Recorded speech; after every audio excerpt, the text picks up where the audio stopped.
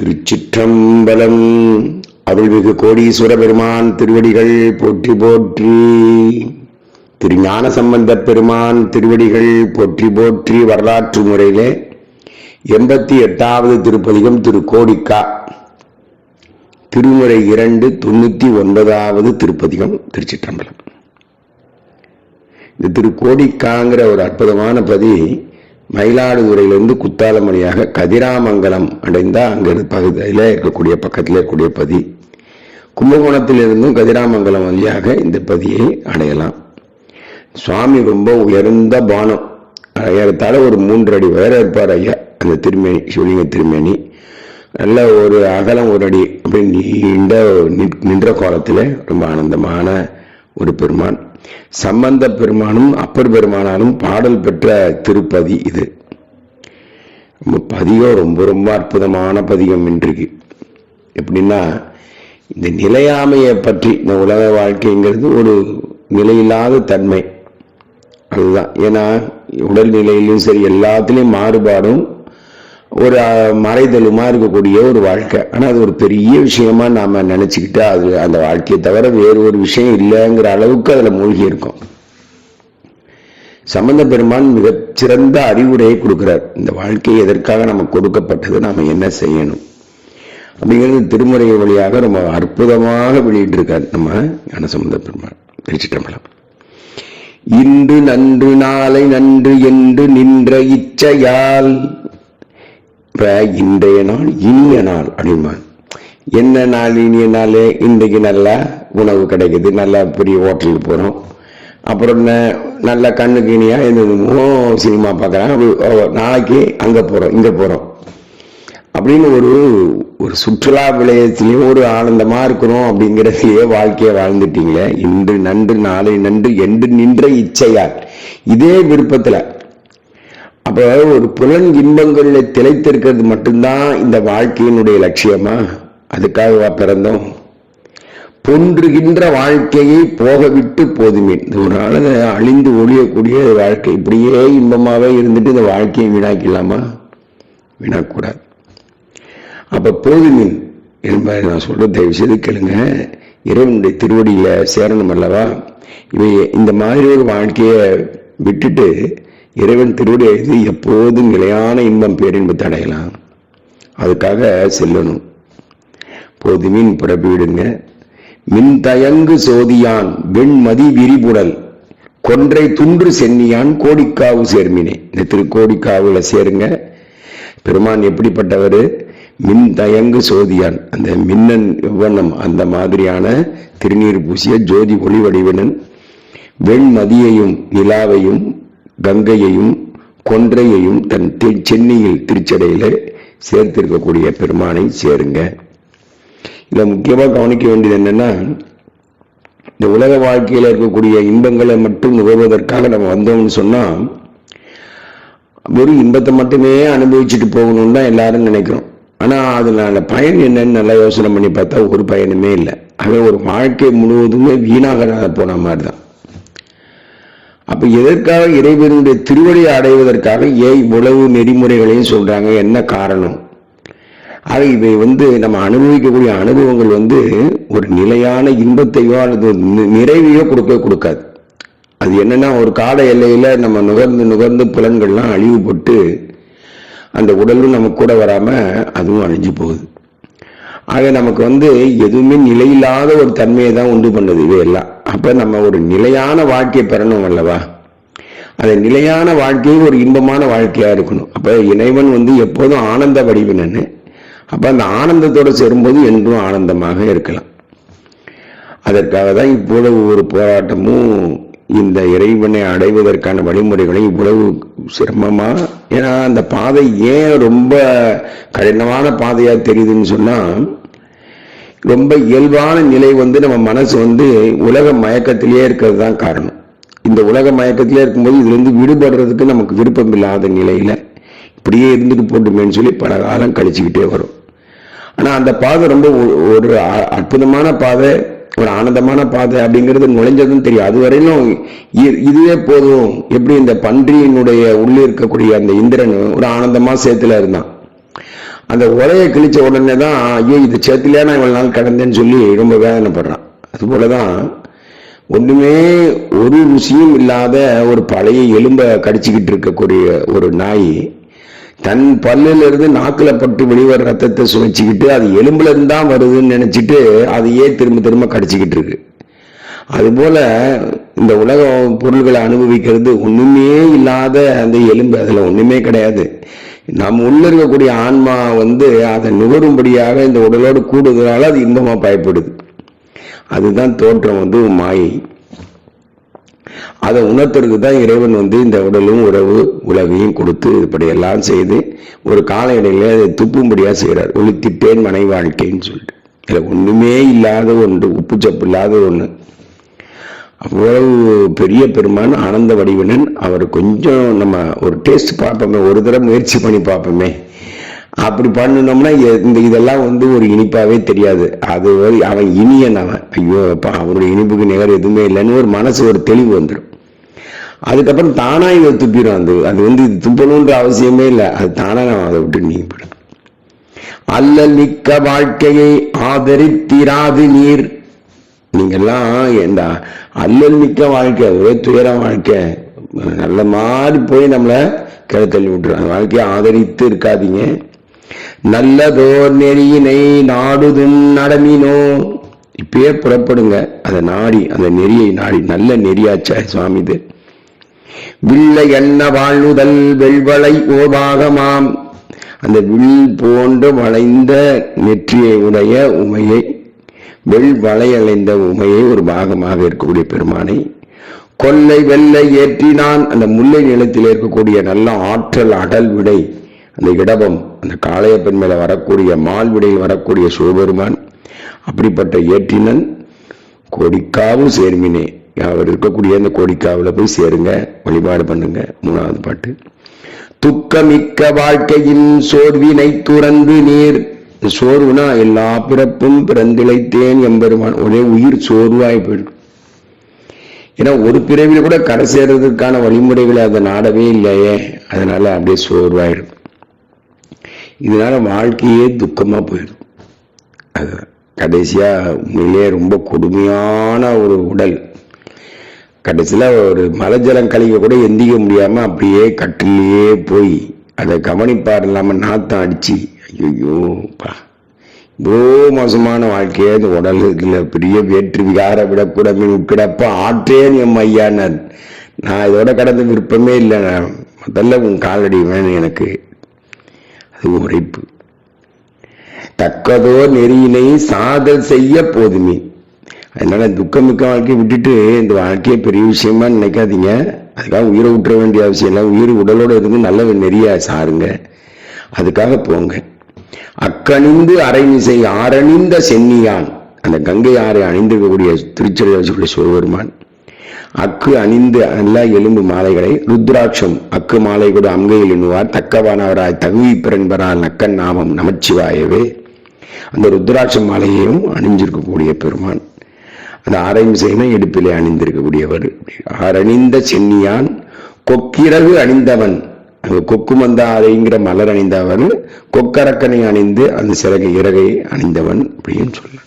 கோடிக்காவு சேர்மினை பண்டு செய்த வல்வினை பற்றற கெடும் வகை. பண்டுனா முன் செய்த முன் பிறவில செய்த வினை தீவினைகள் எல்லாம் அது நம்மளோட சேர்ந்து இப்ப இந்த பிறப்புல துன்பம் கொடுக்காத வகையில சுவாமி என்ன பண்ணுவாராம், தொல்வினை தீர்தல் எளிதாவே பற்று அற கெடும் வகை அதெல்லாம் நீங்கும்படியாக உண்டு உமக்கு உரைப்பண்ணான். உனக்கு நான் ஒரு உபாயம் சொல்றேன்பா. யாரு இந்த சொல்றதெல்லாம் அடியர் அல்ல, ஞான சம்பந்த பெருமான். உண்டு உமக்கு உரைப்பண்ணான். ஒன்று சொல்றேன் கேட்பீங்களா? ஒல்லை நீர் எளிமினோ. விரைந்து நீங்க புறப்படுங்க. இப்ப ரொம்ப நேரத்தை வீணாக்காதீங்க. ஏன்னா தோட்டத்துல உள்ள வந்துட்டோம், நல்லா மாந்தோப்புல மாம்பழம் சாப்பிட்றது போல கிளையும் இலைகளையும் எண்ணிக்கிட்டு இருந்து பயன் இல்லை. அதனால தோட்டக்காரன் வந்துடான்னு ஒத்தி வெளியே போட்டுருவான். தோட்டக்காரன் தான் எவனு. அதுக்குள்ள இரவு நல்லா அனுபவிச்சுக்கோங்க. நல்லா நல்ல கை கால் கண்கள் நல்லா இருக்கும்போது, ஏன்னா ஒண்ணுமே எல்லாமே ஷெடவுன் ஆயிடும். இது கட்டுற நாள் நம்ம இருக்கலாமா, அப்புறம் பார்த்துக்கலாம் நம்ம காலங்கள் ஓடிக்கிட்டே இருக்கு. டே பை டே ஒரு நாள் நாள் ஒன்று போல் காட்டி உன் ஆயிலை கொள்ளும் வாழ் அப்படியே ஒவ்வொரு நாட்கள் போய்கிட்டே இருக்க வயோதிகம் வந்து நம்ம இல்லாமையே போயிடும். நல்லா இருக்கும்போதே இறைவனை ரொம்ப வலிமையா படிக்க அவரை பற்றணும். வெள்ளை நீர் எளிமினோ மண்டு கங்கை செஞ்சடை வைத்து நல்லா கங்கையை வந்து திருச்சடையை மண்டி இருக்கும்படி செய்து செஞ்சடை வேதியன் அப்படிப்பட்ட பெருமான். மாதோர் பாகமாக கொண்டு வந்த மார்பினன் அந்த திருமேனியிலேயே அர்த்தநாரியாக உமையை வைத்த பெருமான். கோடிக்காவு சேர்மினே அப்படிப்பட்ட பெருமான் இருக்கக்கூடிய திருக்கோடிக்காவுக்கு செல்லுங்க. முன்னை நீர் செய் பாவத்தால் மூர்த்தி பாதம் சிந்தியாது. இவன் நம்ம ஏன் சிவபெருமான வழிபாடு பண்ணலைன்னா அவ்வளோ டன்னா பாவம் செய்திருக்குமே. இந்த சாக்கடை எல்லாம் கிளீன் ஆனாதானே நல்ல தண்ணி போனா அந்த குழாயில பயனு. ஆக முதல்ல தீவினைகள்லாம் நீக்கணும், அதுக்கப்புறம் நல்வினை வந்து கூடுது.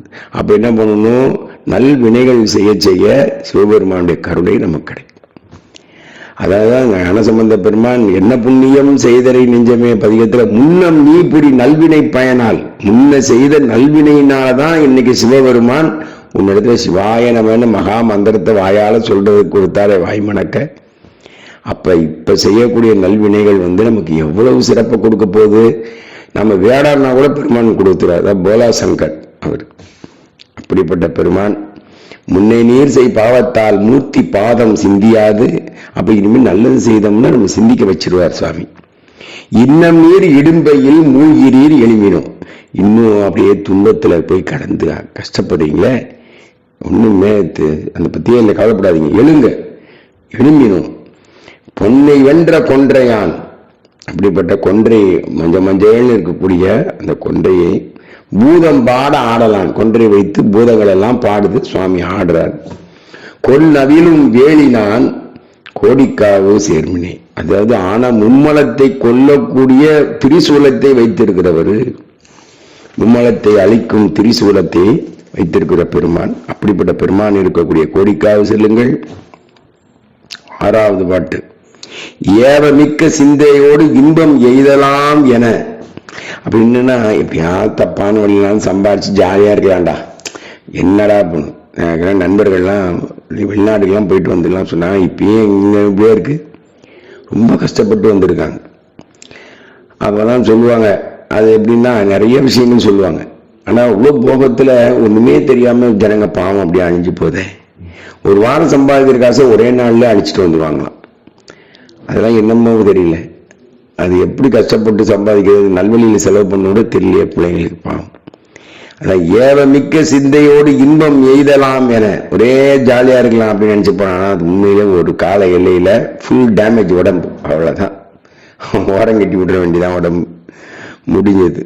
பாவம் எத்தனையும் நீர் செய்து ஓர் பயனில்லை. ஒரே பாவ காரியங்கள்லாம் செய்து அதனால உங்களுக்கு என்ன பயன் வரப்போகுது, ஒண்ணுமே இல்லை. காவல் மிக்க மாநகர் காய்ந்து வெங்கனல் பட. அந்த முப்புறாங்க இருக்கு இல்லையா, முப்புராதிகள், அந்த முப்புறத்தை அப்படிப்பட்ட காவல் மிக்க அந்த பெரிய நகரம் மண்ணில் இருக்கக்கூடிய முப்புறத்தை காய்ந்து வெங்கனல் பட. சாமி ஒரு அம்பினாலே காய்ந்து அழித்து. கோபம் மிக்க நெற்றியான், அப்படியே நெற்றிக்கண் 10 நிமிஷம் அப்படியே போய் எழுந்து அழிச்சு. கோடிக்காவு சேர்மினே. அப்படிப்பட்ட பெருமானுக்குடைய கோடிக்காவில் சேருங்க. இந்த முப்புறங்கிறது மும்மலம். சாமி வந்து ஆணவம் கண்மம் மாயை என்ற முப்புறத்தை இருக்கிறார். ஏன் அழிந்த வாழ்க்கையை இன்பம் என்று இருந்து நீர். அது பலவிதமான ஒன்று நல்ல வாழ்க்கையா நீ நினைச்சுக்கிட்டு இருக்கப்ப அது அப்படிலாம் கிடையாது. அவனுடைய வாழ்க்கையை வந்து ஒரு காலையில எல்லாமே அழிய போகுது. அதுல போய் இன்பம் எழுதலான்னு நினைக்கிறது ஒரு தப்பான வேலை, அது நிலைக்காது.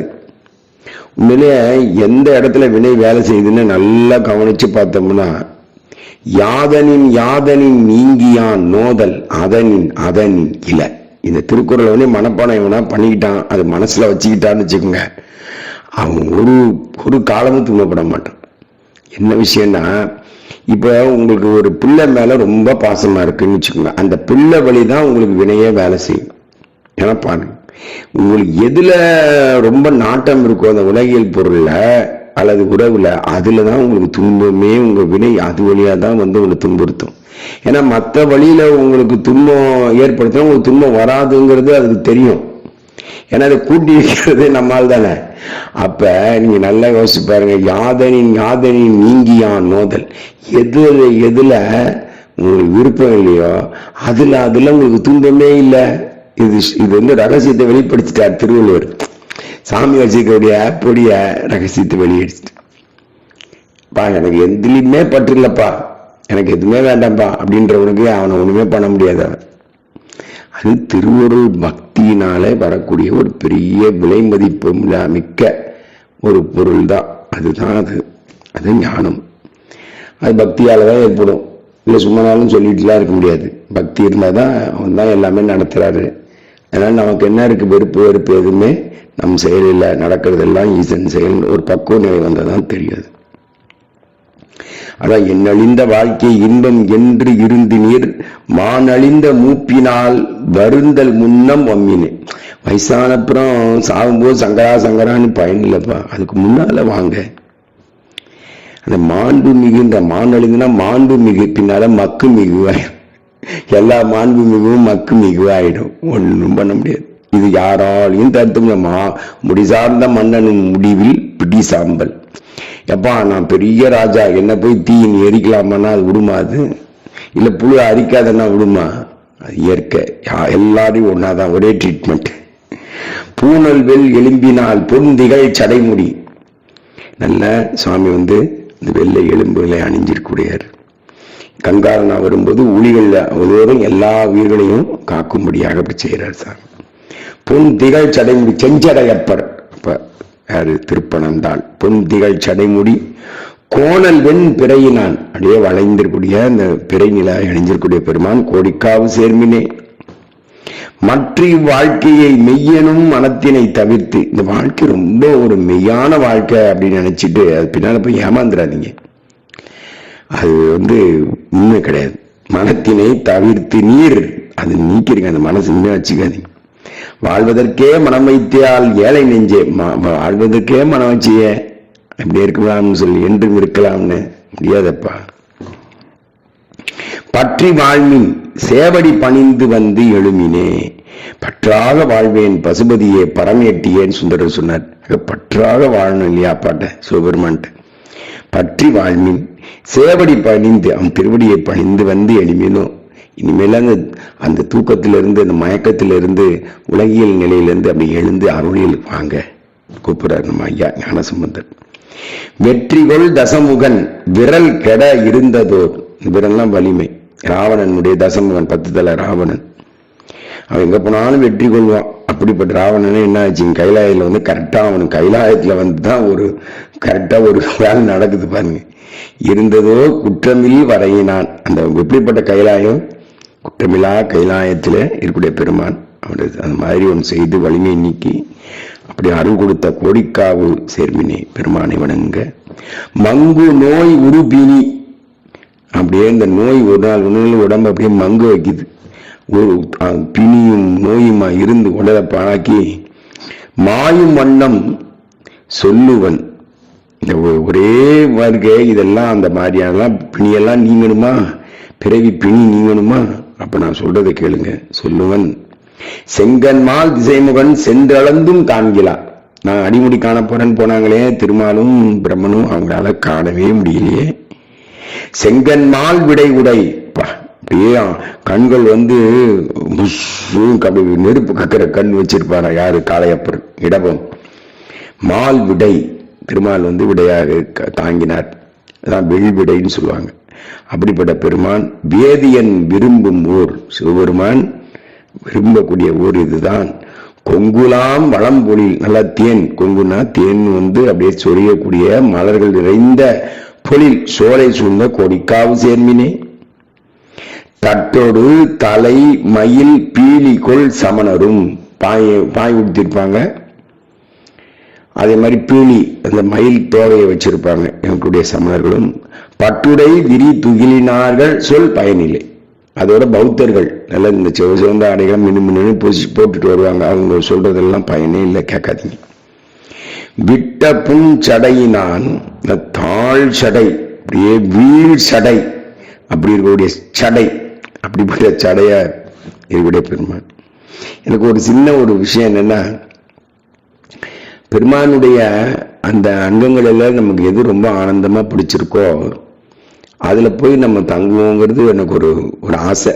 அதாவது எதுவுமே நமக்கு தெரியாது, அவர் நடத்துறது அவர் நடத்தான் போறாரு. ஆனால் அந்த உயிர் ஒரு பாவம், அது ஒரு ஏழை நெஞ்சில் அது ஏதோ கற்பனை பண்ணிக்கும். அப்போ இந்த சடை ஆசைப்படுறது சடையில் போய் சேருது. அது திரிசூலம், நெற்றிக்கண் எதுலெல்லாம் லயம் ஆகுதோ அவையெல்லாம் அங்கே போய் தங்குதுங்கிறது ஒரு உணர்வு தான், எதுலையுமே உண்மை கிடையாது. கருத்துக்கு செய்யணவர், நம்ம கருத்து சொல்லி ஆனந்தப்படலாம், அவ்வளவுதான். அத மாதிரி புஞ்சடையினான் மே தகும் உளவொடும் நல்ல உடலும் மத்தளமும் கொட்டமைந்த ஆடலான். அப்படியா சும்மா ஐயா ஆனந்தமா ஆடுறார், புலமும் அடிக்க. கொடிக்காவு சேர்மினே கொந்து அணி குளிர் பொழில் கோடிக்காவு மேவிய பதியம் நிறைவாகுது. நல்ல பூக்கொத்துகள் எல்லாம் நிறைந்த குளிர்ந்த சோலைகள் சூழ்ந்த கோடிக்காவிலே தங்கி இருக்கக்கூடிய பெருமான். செந்தழல் உருவினை, அப்படிப்பட்ட செந்தழல் அந்த தீவண்ணன், அப்படிப்பட்ட கலர் பொன்வண்ணன் இறைவனை சீர்மிகு திரளுடை அந்தனர், நல்ல புகழ்மிக்க நல்லா அந்த எல்லா ஒழுக்க நெறியும் வாழக்கூடிய அந்தனர்கள் வாழக்கூடிய புகழியூர் சீர்காழியிலே ஆய வேள்வி ஞான சம்பந்தன தமிழ் வல்லார். இந்த படிச்சப்ப ஞான சம்பந்தர் சொன்ன அவர் எப்படிப்பட்டவர் அப்படின்னு சொல்றாரு. வேதங்களுடைய ஸ்ருதிகளை எல்லாத்தையும் தன்னகத்தே வைத்து அப்படியே மொழிவாராம். அப்படிப்பட்ட ஞானமுடைய ஞான சம்பந்தன் தமிழ் வல்லார் பாவமான பாருமே, பாவங்கள் எல்லாம் நீங்கி பெருமானுடைய திருவடியிலே சேருவாங்க அப்படின்னு சொல்றார். அதனால முக்கியமா நம்ம கவனிக்க வேண்டியது இந்த இச்சை வழியில இந்த மனசை செலுத்த விடாம பெருமானுடைய அருள் வழியிலே நம்ம மனசை செலுத்தணும். அந்த இச்சை வழி போகும்போதெல்லாம் அப்பாவுடைய திருநாமத்தை சொல்லணும். இந்த 5 எழுத்து நமக்கு அதுக்கு தான் வருது. ஏன்னா அந்த பார்த்தீங்கன்னா பெரிய கடல்ல சுறா மீன் காமம்ங்கிற சுறா போய் கீழே இழுக்குதான். இது மணிவாசகர் சொல்றார். அப்ப ஒரு துடுப்பு மாதிரி இந்த 5 எழுத்தை பிடிச்சிக்கிட்டே நான் கரை சேர்ந்துட்டேன்றார். அதனால நமக்கு எது மேல பற்று, புகழ் பற்று, என்ன நிறைய சம்பாதிக்கணுங்கிற பற்று, என்ன நிறைய துணிமணி கொடுத்தணும், நிறைய இத்தியாதி உலக பற்றுகள் எல்லாமே கொஞ்சம் இதெல்லாம் ஒரு தண்ணியை தாமரையிலை நீர் போல அப்படியே அதை ஒரு பெரிய விஷயமாவே எடுத்துக்காம மனம் அப்பாவையே நாடுற மாதிரி ஒரு பயிற்சி கொடுக்கணும். அது மாதிரி ஒரு பயிற்சியை 5 எழுத்து வச்சு கொடுக்கணும். அது மேல இது மேல அப்ப அந்த நேரத்துல திருவருள் வயப்படும் போது அந்த மனம் அப்படியே போய் லயமாகி அதுல எப்படி உலகியல்ல நம்ம வயப்பட்டு இதுல மூழ்கி இருக்கிறோமோ அது போல அருளியல்ல மூழ்கி இருக்கக்கூடிய ஒரு நிலை நமக்கு வந்துடும். இதை வார்த்தைகளாலெல்லாம் நம்ம விளக்க முடியாது. அந்த ஆன்மா உணரக்கூடிய ஒரு தன்மை இது. அது உணர்ந்து அது பண்ணும்போது தான் இது நம்ம இப்படி இருக்கும் அப்படி இருக்குன்னு சொல்லலாம். ஆனா அந்த உயிர் உணர்வு வயப்படும் போது தான் அந்த ஆனந்தத்தை அதை அனுபவிக்கும். திருச்சிற்றம்பலம். சிவாய நம சிவாய நம சிவாய நம சிவாய நம சிவாய நம சிவாய நம.